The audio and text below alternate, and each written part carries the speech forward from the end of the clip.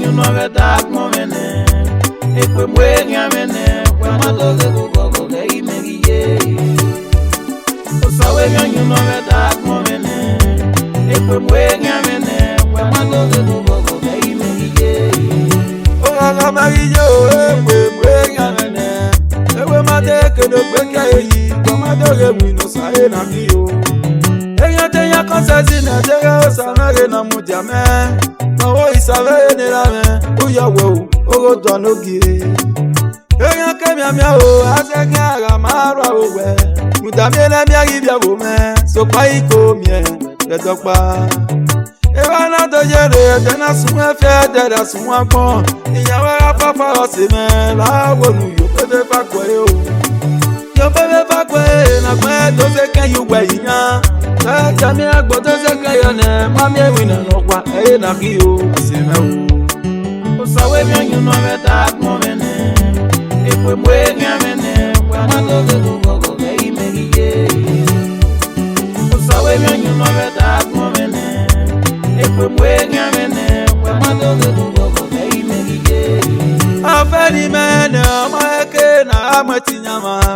Da amatinya e managbon, yo yera do bi je kele no. Da be na ke, e die ko ye kele je. Agbon mu we pe fe kine, mo mi agbon we si amegbe me.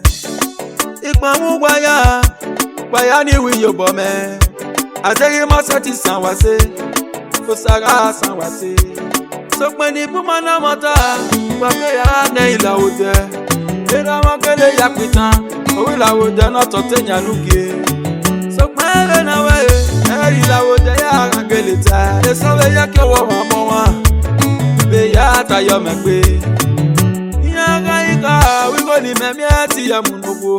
Be ni mana mi go ya de mi wina, e me kana mi go ni me ka se nugo.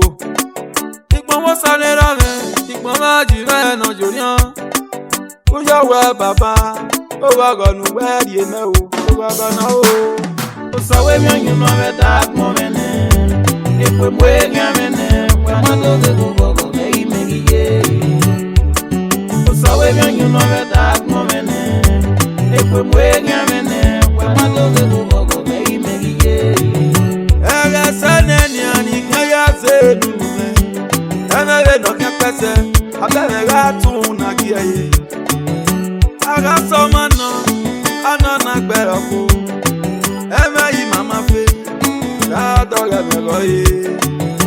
Ego maga se, egi me bo, to saga ji mare. Ibera me ibia, ibi je me ibia. Egbe me ya fe me ibia, agima wa kupe.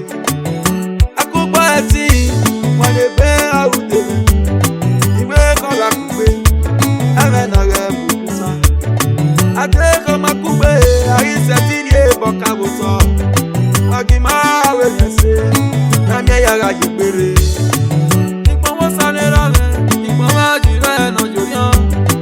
Bouja, ouais, papa, on va renouer, il est là, on va gagner.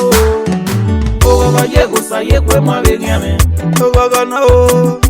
O va llego, ça y est, quoi, moi, bien, mais. O va llego, ça y est, quoi, moi, bien, mais. Uja wa o Jesu. O va llego, ça y est, quoi, moi, bien, mais. Tekma wa wa o. O va llego, ça y est, quoi, moi, bien, mais. Ouais, c'est baba, d'accord. O va llego, ça y est, quoi, moi, bien, mais.